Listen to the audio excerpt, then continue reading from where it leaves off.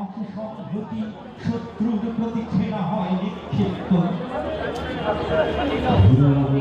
প্রাণবন্যে জীবনাথ দুর্ভিক্ষ বিপন্ন দেশে তাই নিঃশেষে ভালো প্রাণ দুর্ভিক্ষ। সপ্রস্তুত যুদ্ধের বুক হানা গায়ে বুক দরজা ফিরিয়ে আসামে চট্টগ্রামে ক্ষিপ্ত জনতা গর্জা।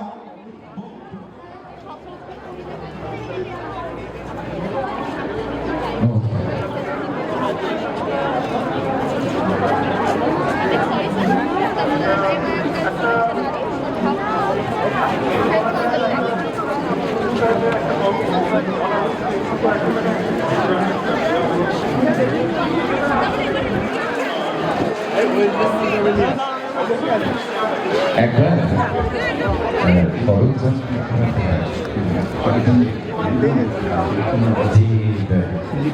আমি জীবনে সে কথা দেখিনি যা আমি দেখি আমার দেখা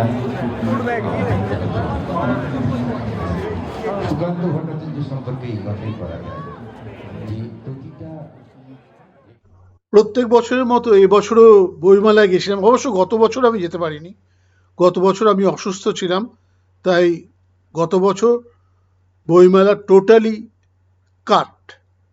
এই বছর গেছিলাম সরস্বতী পুজোর পরের দিন, প্রথম দিন আমার এক বন্ধু এসেছিল, ও আমায় ডেকেছিল, তাই বইমেলায় গিয়ে দেখা করলাম।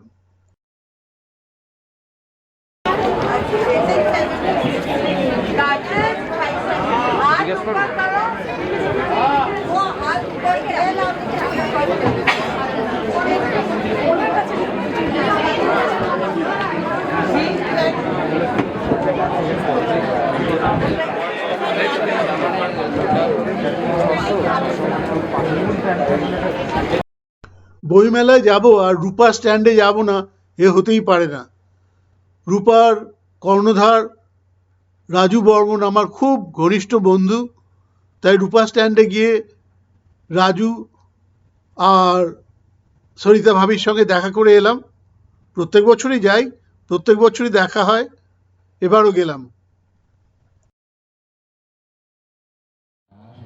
জানা অজানার কোথায় বোঝাই তাহা জানা চলছে চিঠি রাজ সংবাদে রানা চলেছে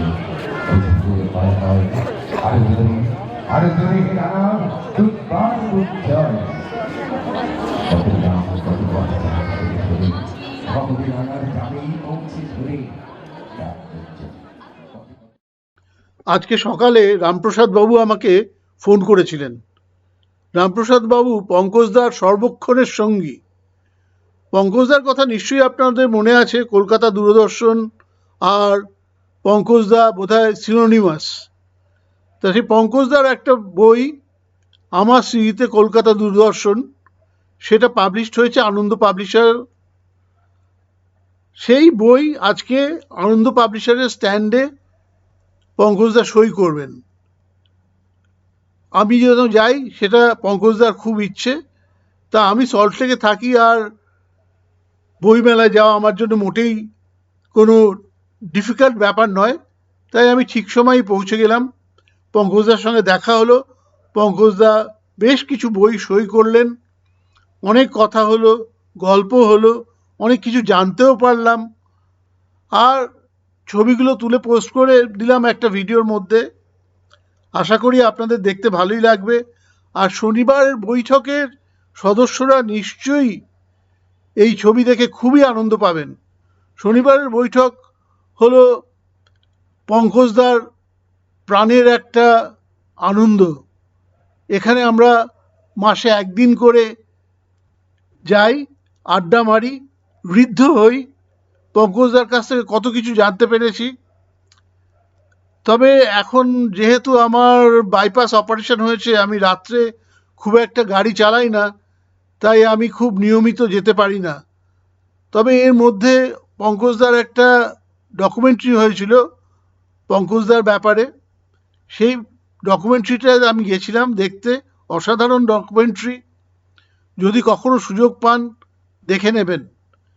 ডকুমেন্টারির নাম একটা ডাক আসা দরকার। আর এই হলো শর্মিষ্ঠাদি, যার মুখ কলকাতা দূরদর্শনে সর্বপ্রথম দেখা গেছিল।